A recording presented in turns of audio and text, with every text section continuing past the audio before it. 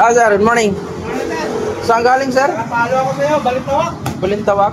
Po. Anong issue nito? Ang tulong sir, hindi man. Uy, Ang tulong, nakailang balik na ako sir eh. ba't pinaliktad to? Kaya nga eh, nakailang balik na ako doon sa kanila. Ang laki na ng gastos ko, nasa 6,000 na. Tapos tingnan mo motor, tapos ang ingay ng makina. Maingay. Opo. Lamunan. Kuya, awa po pagkagawa. Ay, mamulagi na yung problema ng hard pa. Ingay.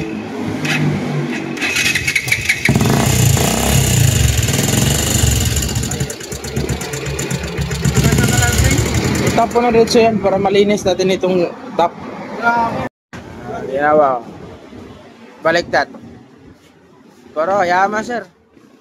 Kasi ganoon talaga, mayroon talaga. Yun nasa experience kasi. Tsaka bukod sa experience, dapat talaga bago kinalas, inalam mo na saan ang posisyon. Halimbawa, ikaw mekaniko, hindi mo familiar yung motor, di ba? Siyempre alamin mo muna saan nakaposisyon yung mga parts.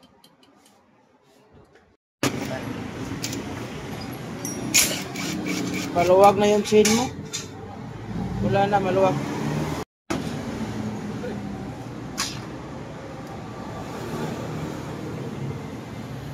Tanggalin mo yung tension. Palawakan mo yung black hole. Hawakan mo black hole. Yung nakalas.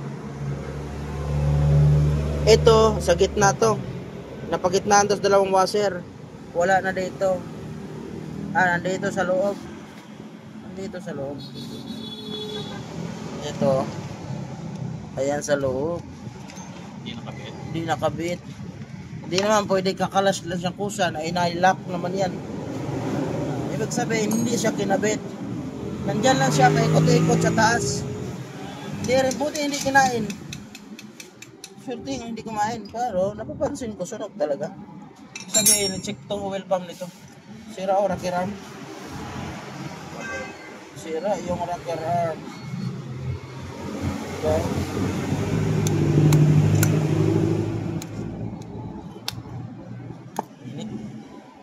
Palitan niya boss, rocker arm ko. Basahan ba? Oo, palitan. Sa magkano kayo? Check natin mamaya. Ito, sira na. Ito, naglalaro na yan, Oo. Pinapalitan ba ng bearing to? Hindi. Hindi pa, hindi. May problema din bearing. Malaman yan doon sa mga pinalitan. So, sira yung bearing. Nahugot eh, Mga stock pa lahat. Oo. Yan. Busan na lang kumalas. Buti pa ito. Balit. Hindi na tayo mahirapan magtanggal.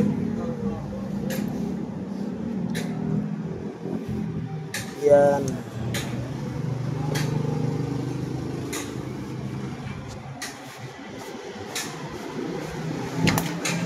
Ay, tension. Lubok. Tensioner. Problem. Palit ka ng tensioner. Numpisahan na to sa kain,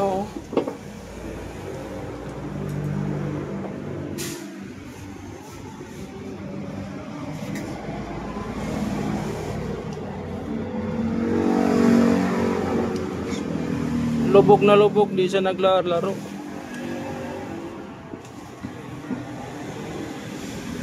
Yung oil expander at saka button ring kabilaan.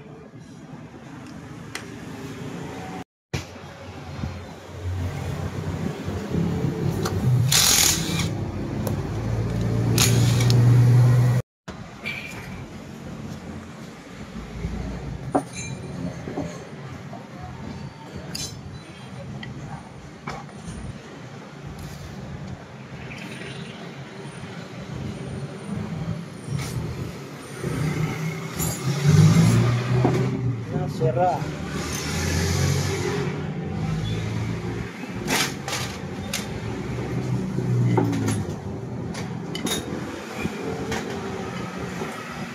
Sira.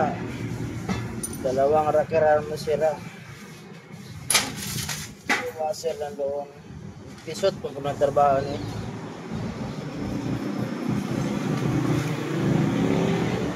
Mag-checking yung mga pag tama ba o wala. Ayan, isa-isahin yan bukod sa rocker arm. Agoy, may tama yung ano mo. Oo. Up, down, up, down, up, down, up, down. Wala, patay sira to. Damay pa. May mga surplus din ito para mas makamura ka kaysa bibili ka ng brand new. Pero kung gusto mo naman bumili ng brand new na ito, dito kasi sa atin, himay-himayin natin yung mga parts na yun ba talaga sira. Yun, mayroon din. Damage. Sabihin naman ng mga baser ha na hindi damage, isa-isa yan, no? Dati nagre-repair ako nito. Pero ngayon hindi na ako nagre-repair. Bakit? Nadala ako sa ibang mga customer na repair na nga. Pagdating ng isang buwan, babalik. Sir, bumigay man sir. Maya. Ano pa natin? Isa-isa, imay-imayin mga natin.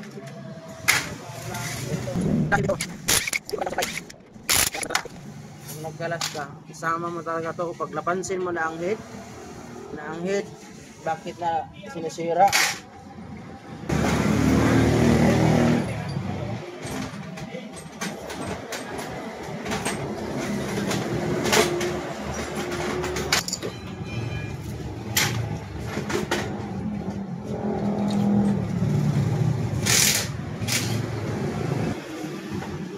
Ito, isa.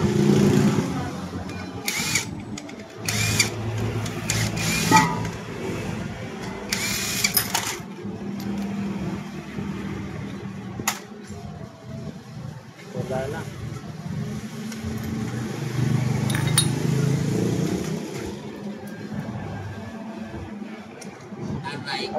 Bantay tayo, sir. Ako, sir.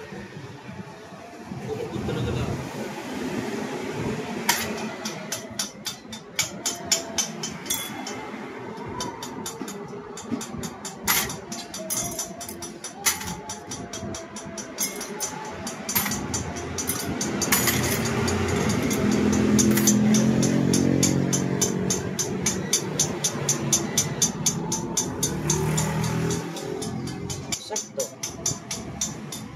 Ibig sabihin, hindi ito naka-reverse.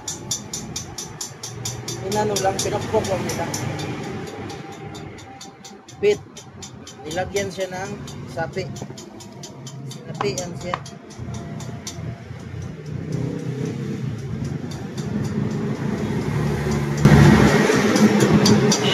Lagyan ng spacer.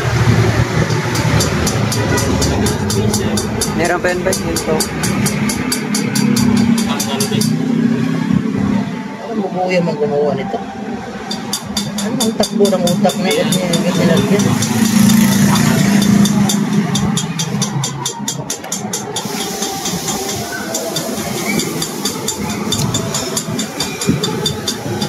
Nabudol ka sir. Nabudol ka. Nabudol ka sa gumawa nito.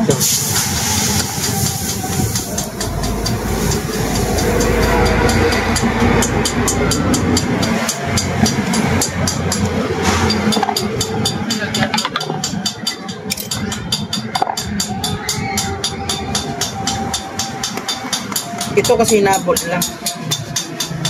Yan sila nagkamali.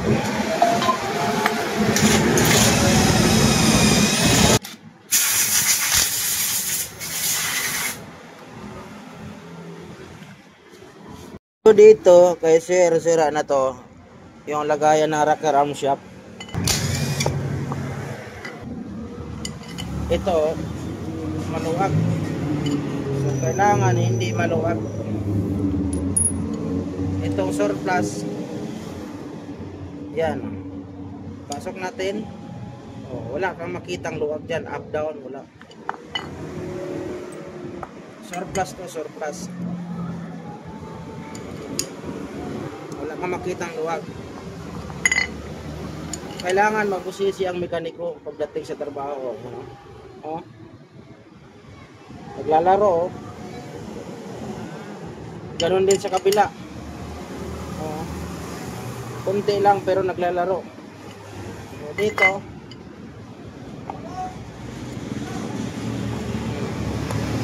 Meron pang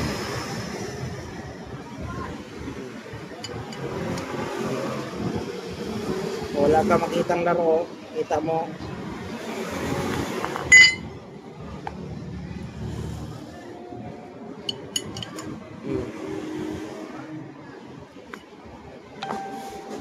So dito, palitan natin.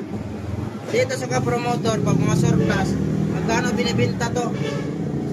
250 lang para makaminus gastos.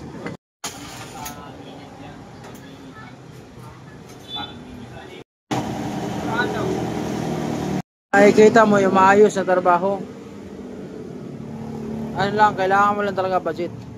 Eh, mahirap talaga pag walang budget.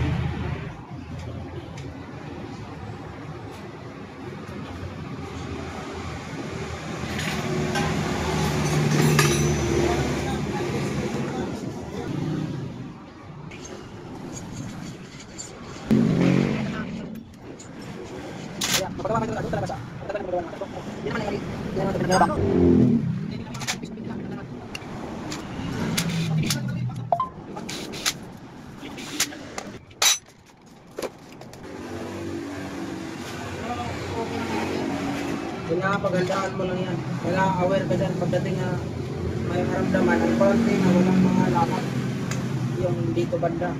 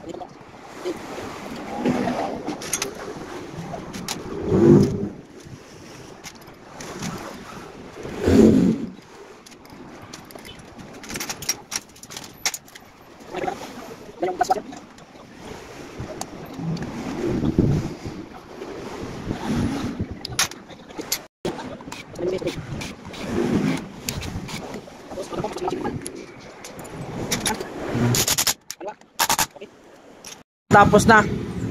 Dapat ganito oh, kalinis. Ayan pagtrabaho. Pinalitan natin to ha. Tapos rocker arm. Piston ring binalik. Gasket binalik. Tensioner pinalitan. Yung chain guide binalik natin kasi naagapan man dito sa tensioner. Tapos yung clutch housing binalik lang din. Lining pinalitan, oil pinalitan. Ikumpara mo sa bago natin inayos.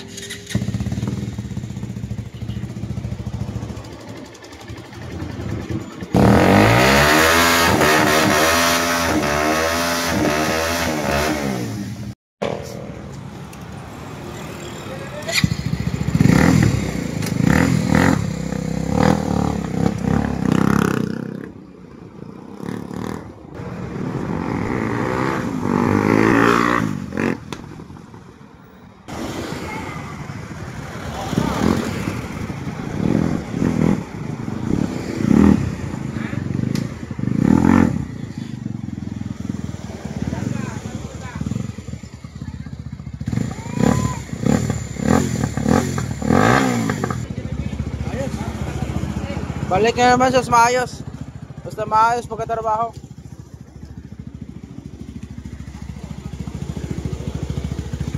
Ito, sunod, papalitan mo to. Walang gasket talaga.